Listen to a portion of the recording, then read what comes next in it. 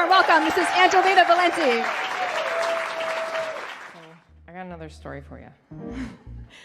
This one's maybe a little sadder than the other one, but so this next song I'm about to do is a song called Over the Rainbow. It's actually kind of cool. We're going to have one more person come out here, JP. He's going to be with us tonight too, but all of us, we spent last week in the studio, which was really cool. So most of the songs you're hearing tonight are going to be on a new record that I'm going to be releasing in, I think, October. Is the plan? Yeah. Thank you. It was funny, actually. I had an interview with the Gazette on Monday evening, and she was like, well, what's the name of it going to be? And I was like, you know what? I have no idea. So she was like, well, that would be good for promo purposes. And I was like, probably, yes, but not yet.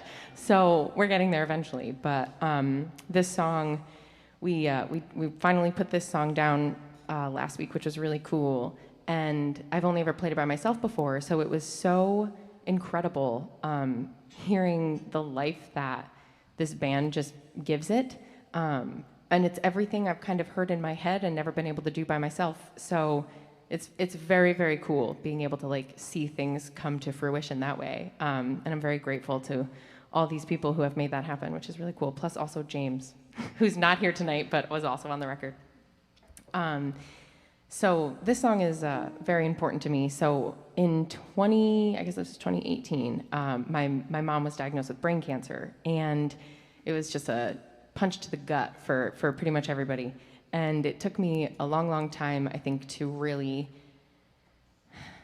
let it settle in my body and figure out how to write songs about it. It just wasn't nothing. I couldn't do anything about it. I'd sit and I'd try and I'd try and I'd try, and nothing was coming out. And I was like, it's not ready, I'm not processing. And then this one day, my mom used to own the pottery studio across the street. And when she got sick, I kind of took everything over.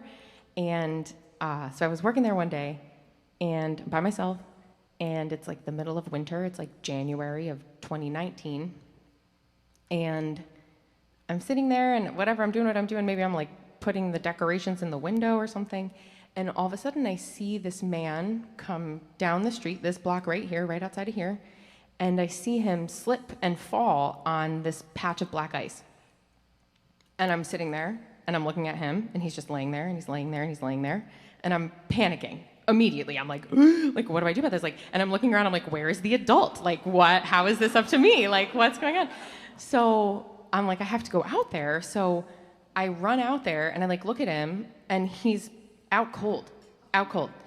And I'm sitting there and I'm like, oh my God, what do I do about this? So I'm kind of I'm sitting there, I'm just saying sir. It's all I can think of to do. And I'm like, I have to call 911. So I call 911 and the woman on the phone is, well, how old do you think he is? And I was like, I don't know. He's dead on the ground. I don't know what's going on. She's like, okay, when did this happen? I was like, I don't know, a minute ago. I don't know what's time. I just couldn't even comprehend what was going on. So he starts to come to. And then she's like, can you ask him his name? So I'm asking him his name, and he can't speak, can't do anything. So I'm just then this lady's on the phone with me, and I'm like, can we just get paramedics here? Why are you asking me these questions? I don't know what to do. So paramedics finally get there. He comes to a little more. They're asking him his name, and he can't say it. They're asking him where he is, and he can't say it. And I had this flashback to my mother in the hospital, the only other time I ever heard someone ask that question. And the doctor's looking at my mom saying, can you tell us your name? She couldn't say it. Can you tell us where you are? She couldn't say it. And I was sitting there watching this happen, and I was like, wow. And it just brought me right back to that place. And I have a really nice relationship with Rick Sleeper over at the Cock and Bull. And when I was living in Galway, he'd let me go into the barn when they were closed on any time I wanted to go, actually, and just play the piano and sit in that room and write music. And so I wrote this song in that room. And that day, it was, I had been trying to write a song about my mom for months and months and months, and nothing was happening. And then this moment, bam, just shot me into that moment.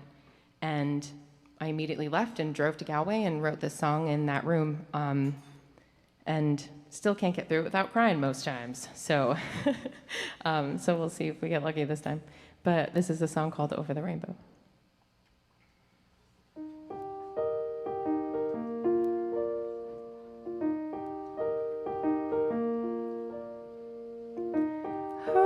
eyes, they close just like his.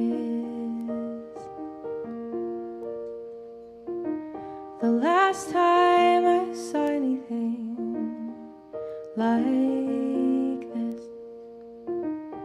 Tell us your name and where you are.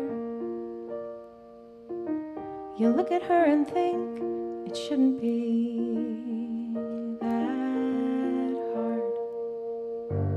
I think I'd like to go over the rainbow, where those bluebirds fly. Maybe then we'd know what it's all for. Maybe then we'd find a reason to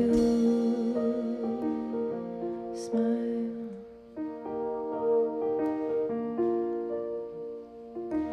I walked to get flowers, the wind whipped my face. They said she couldn't have them, but anything to get out of that place. 'Cause when you realize the one thing you need is the only person you can see. I think I'd like to go over the rainbow, where those bluebirds fly. Maybe then we know what it's all for.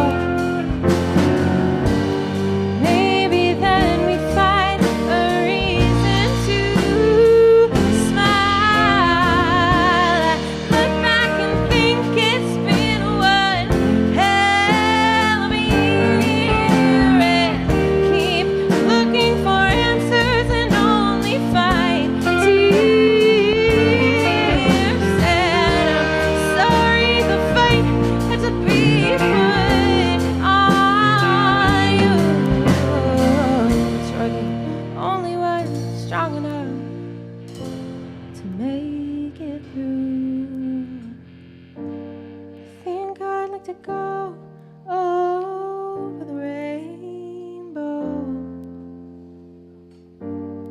where those bluebirds fly. Everything's in technicolor,